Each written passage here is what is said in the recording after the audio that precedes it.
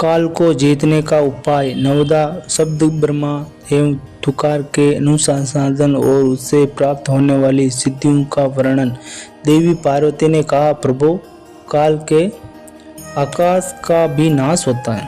वह भयंकर बड़ा काल विकराल है। वह स्वर्ग का भी एकमात्र स्वामी है। आपने उसे सदी दिव्य एवं दिया है, परंतु अनेक प्रकार के शस्त्रों द्वारा जब उसने आपकी स्तुति की तब आप फिर संतुष्ट हो गए और वह काल अपनी प्रकृति को प्राप्त हुआ, पूर्णतः स्वस्थ हो गया। आपने उससे बातचीत में कहा, काल तुम सर्वत्र विचारोगे किंतु लोग तुम्हें देख नहीं सकेंगे। आप प्रभु की कृपा दृष्टि होने पर वर मिलने से वह काल भी उठा तथा उनका प्रभाव बहुत बढ़ गया। अंत महेश्वर, क्या आप यहाँ कोई ऐसा साधन है जिससे उस काल को नष्ट किया जा सके? यदि हो तो मुझे बताइए, क्योंकि आप योगियों में शिरोमणि तथा स्वतंत्र प्रभु हैं। आप परोपकार के लिए हम ही शरीर धारण करते हैं। शिव बोले, देवी श्रेष्ठ, देवता, दैत्य, यक्ष, राक्षस, नाग और मनुष्य, किसी के द्वारा भी काल का नाश नहीं किया जा सकता, परंतु जो ध्यान रापाण योगी है एवं शरीरधारी होने पर भी सुख पूर्वक काल को नष्ट कर देते हैं, ये 5 भौतिक शिव सदा उन भूतों के गुणों से युक्त ही उत्पन्न होता है और उनमें ही उनका लय होता है। मिट्टी की देह मिट्टी में मिल जाती है, आकाश से वायु उत्पन्न होती है, वायु से तेज स्रोत प्रकट होता है, तेज से जल का प्राकट्य बनता है, बताया गया है, और उससे जल से पृथ्वी का अभिभाव होता है।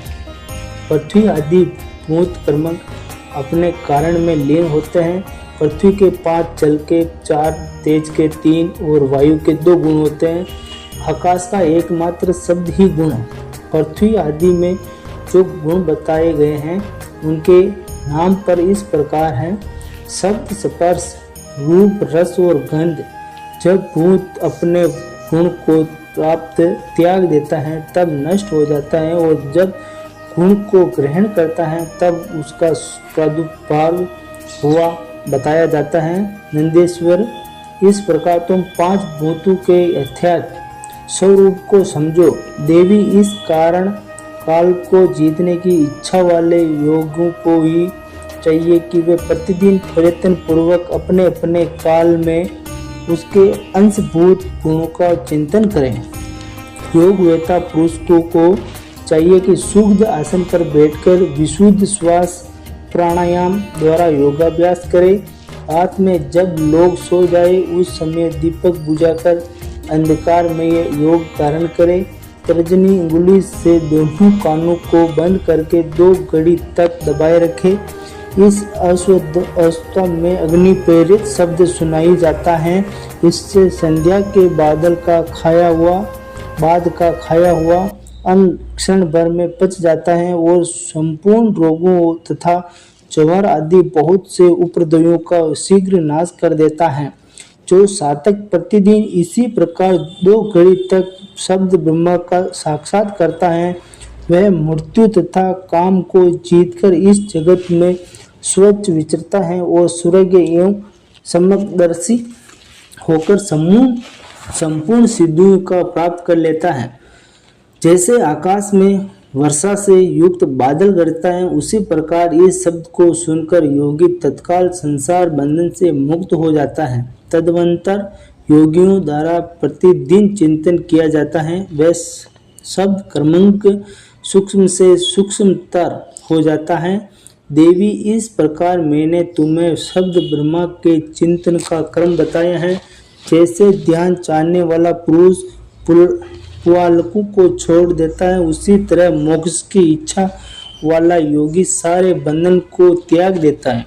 इस शब्द ब्रह्मा को पाकर भी जो दूसरी वस्तु की अभिलाषा करते हैं, वे मुख से आकाश को मारते और भूख से प्यास की कामना करते हैं। यह शब्द ब्रह्मा तथा शुद्ध मोक्ष का कारण बाहर भीतर के भेद से रहित अविनाशी और समस्त उपाधियों से रहित परम ब्रह्मा है। इसे जानकर मनुष्य मुक्त हो जाते हैं। जो लोग काल पाप से मोहित हो शब्द ब्रह्मा को नहीं जानते वे पापी और कर्मबुद्धि मनुष्य मौत के फंदे में फंसे रहते हैं। मनुष्य तभी तक संसार में जन्म लेते हैं तब तक सबके आश्रयभूत परम ब्रह्मा परमात्मा की प्राप्ति नहीं होती। परम तत्व का ज्ञान हो जाने पर मनुष्य जन्म मृत्यु के बंधन से मुक्त हो जाता है। निद्रा और आलस्य साधन का बहुत बड़ा विघ्न है। इस शत्रु को यत्न पूर्वक जीत कर शुद्ध शासन पर आसान ही प्रतिदिन शब्द ब्रह्मा का अभ्यास करना चाहिए। 100 वर्ष की अवस्था वाला वृद्ध पुरुष आजीवन इसका अभ्यास करे तो उसका श्री रूपी स्तंभ मृत्यु को जीतने वाला हो जाता है और उससे प्राण वायु की शक्ति को बढ़ाने वाला आरोग्य प्राप्त होता है।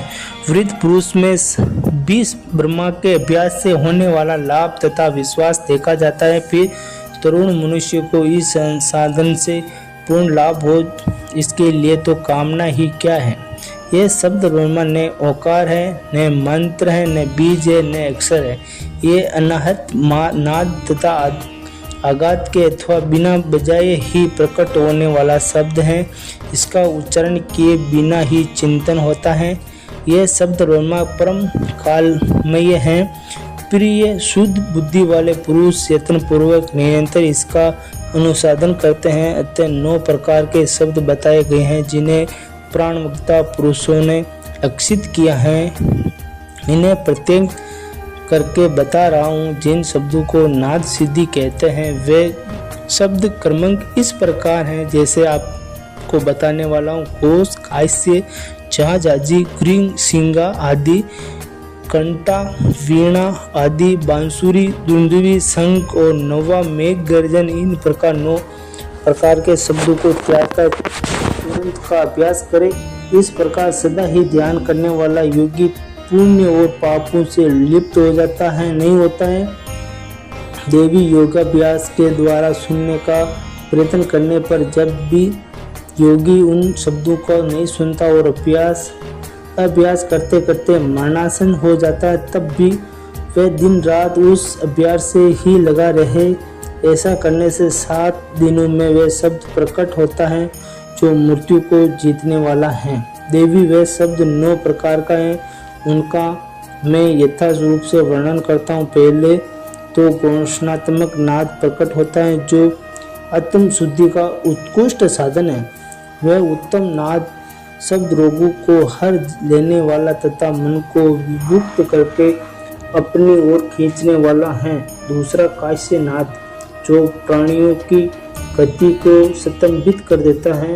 वह विष भूत और ग्रह आदि सबको बांधता है, इसमें सिंह नहीं है।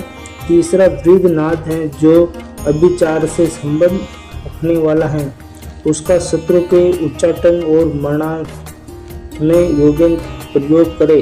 चौथा घंटा नाद है जिसका साक्षात परमेश्वर शिव उच्चारण करते हैं। यह नाद संपूर्ण देवताओं की आकृष्ट कर लेता है। फिर भूतल के मनुष्यों की तो बात ही क्या है। 100 और गंधर्वों की कन्याएं उस नाद से आकृष्ट हो योगी को इसकी इच्छा के अनुसार महासिद्धि प्रदान करती हैं तथा उनकी अन्य कामनाएं भी पूर्ण करती हैं। 5वां नाद वीणा है जिसे योगी पुरुष ही सदा सुनते हैं। देवी उस वीणा नाद से दूरदर्शन की शक्ति प्राप्त होती है। वंशी नाद का ध्यान करने वाले योगियों का संपूर्ण तत्व प्राप्त हो जाता है। दुंदुभी का चिंतन करने वाला साधक जरा और मृत्यु के कष्ट से छूट जाता है। देवेश्वर के शंखनाद का अनुसंधान होने पर इच्छानुसार रूप धारण करने की शक्ति प्राप्त हो जाती है। मेघनाद के चिंतन से योगी को कभी विपत्ति का सामना नहीं करना पड़ता। वारावने जो प्रतिदिन एकाग्र चित्त से ब्रह्म रूपी त्रिका का ध्यान करता है उसके लिए कुछ भी असाध्य नहीं होता, उसे मनोवांछित सिद्धि प्राप्त हो जाती है। अतः सूरज के सूर्यदर्शी और इच्छानुसार रूपधारी होकर सर्वत्र विचरण करता है, कभी विकारकों को वशीभूत नहीं होता। वह साक्षात शिव ही है, इसमें स्वयं नहीं है। परमेश्वर इस प्रकार मैंने तुम्हारे समक्ष शब्द ब्रह्मा के नवदा स्वरूप का पूर्णतः वर्णन किया है। अब और क्या सुनना चाहती हो? ओम नमः शिवाय, ओम नमः शिवाय। इसका अगला भाग आगे वाले वीडियो में दिया जाएगा और सुनाया जाएगा। काल और मृत्यु को जीतकर अमरत्व प्राप्त करने की 4 यौगिक साधनाएं कौन कौन सी है वो बताई जाएगी। प्राणायाम, भ्रूमध्यम अग्नि का ध्यान, मुख से वायुवान पान तथा मुड़ी हुई मुहाद्वारों का, गले की घंटी का स्पर्श, ये सभी आपको आगे वाले वीडियो में बताया जाएगा। जय श्री पार्वती नमः नमः। हर हर महादेव। ओम नमः शिवाय, ओम नमः शिवाय।